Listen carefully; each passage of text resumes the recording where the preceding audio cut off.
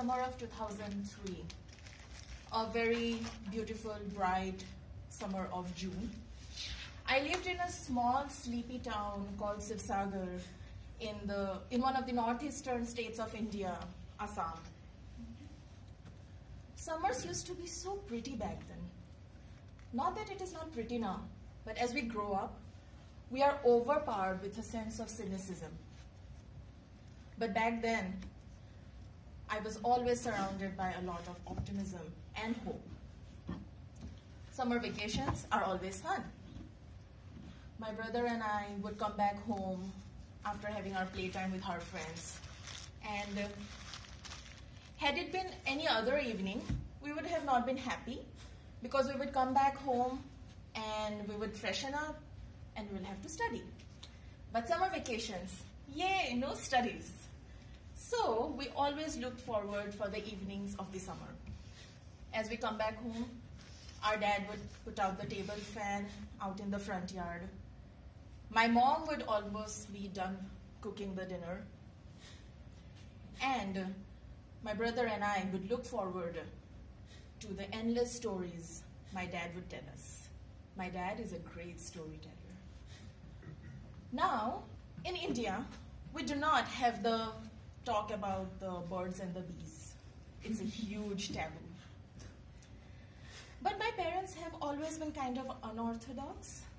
So that particular evening, I think my dad was having an attempt to have that birds and bees talk with me and my brother. But I think, because I never let him complete. Till date, I wonder how nervous he might have been. But that evening, even though I did not learn anything about the birds and the bees, it will always be one of the best summer evenings I have ever had. It will always be one of my most memorable ones. So the situation unfolds kind of this way. My brother was having a silly fight with my mom, and I was always a reticent child. I would never say anything if something sounds stupid in my head. I was always very inclined to come up with the most critically intelligent thing. I was 12. I wanted to sound smart in front of my mom and dad. And then I hear my dad breathing in. And those kind of breathings are always followed by the best stories. So as he was breathing in, I stopped breathing in the anticipation of the words that will come out next. And he started. He looks at me and he asks, "So, do you know what are teen years?" And I nodded my head in negative. I had no idea. And then he started. From the years 13 to 19 are the teen years, which are the most critical years of a person's life. A person can build or destroy his life within those years. Because during those teen years, we are old enough to think for ourselves, but not yet old enough to know the right from the wrong. And it's during that age that the kids become youth. We are hot-headed, our parents are our enemies, the friends are our lives, and everything is a revolution. So he kept on rambling about it on and on about the next 6 years that are so critical for my life. I started fidgeting. This is not a story, it's a lecture, and I was not ready for it. Then he said something that piqued my interest. He said, "These teen years are also the years when people have abnormal dreams and expectations about their life, about their classmates or friends." I'm sure he was trying to slightly go towards the birds and bees talk and talk about the love stories that start happening in the school corridors. In India, back then, people were not allowed to have love stories at such a tender age. But I stopped him from talking because I said something at that time. I couldn't help interrupting him, and then I said, "I had a very abnormal dream the other day, Papa." And there was dead silence.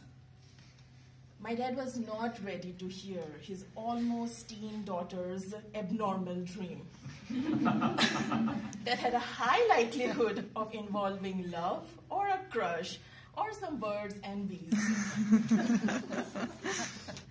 Now that I think of the moment, I realize how pale my dad turns that time. My mom, who was singing a lullaby to my brother, suddenly sat alert. Breaking the silence, I spoke again. Do you want to hear my dream? My mom slowly pulled the chair nearer. My dad gulped. And I think it took him the most courage he has ever had to get. And he said, yes. It was the happiest moment of my life. Finally, story time. I can tell a story. So, back in those days, so here is the dream. Back in those days, I had this strange dream of a green ghost, which almost looked like that man from the movie Shape of Water. And he would keep on endlessly chasing me throughout the night, and I would try to run away from that ghost. And it was so real, it was a nightmare. I would almost forget that it is a dream.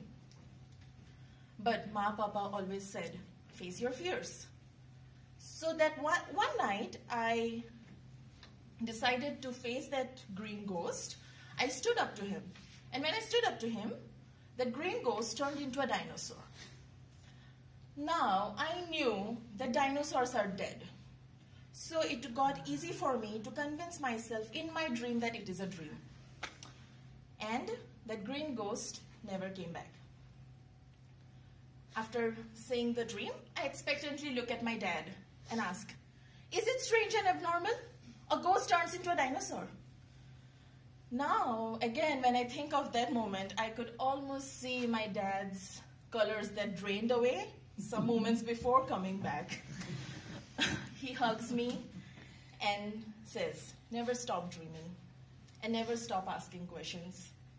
It is your questions and your critical thinking that makes you special and one of your kind. The actual talk of the evening remained unspoken. I never knew what was to be spoken. It was months later when I had my first crush in school, when I received my first love letter, I understood what my dad meant when he said abnormal dreams and expectations. But that evening, a dreamer was born. I still dream. It is the ability to dream and ask questions fearlessly that has brought me here where I am today. I'm a PhD student in science. All we do is ask questions, relevant or irrelevant. We pose a problem and we try to address it with scientific methods. And then there are days when I would second guess myself. I would beat myself over some questions which sound super stupid in my head. But in the end of the day, when I go back home and I go to sleep, I realize my old man, my papa, is always going to think I'm the smartest person in the planet, with always the most relevant questions. That does not mean that my dad would not correct me if I have a wrong notion of a question. But that also does not mean that he will rephrase the questions for me. Whenever I ask an irrelevant question or I have a wrong notion about a question, he would say, there is a flaw in your question and your statement. Do you want to think over it? Rephrase it? We can talk about it some other day when you have a better clarity. I would have never wanted to be a scientist until one fine day, my dad played the Leonardo DiCaprio from the movie Inception and seeded a tiny little seed of self-confidence in me, as he said. Your questions are always smart. I, at your age, would not have ever thought of it that way. You will make a great scientist. So, Papa, thank you for being you. Thank you for allowing me to dream. And thank you for being the best mentor that I could have ever had. Thank you.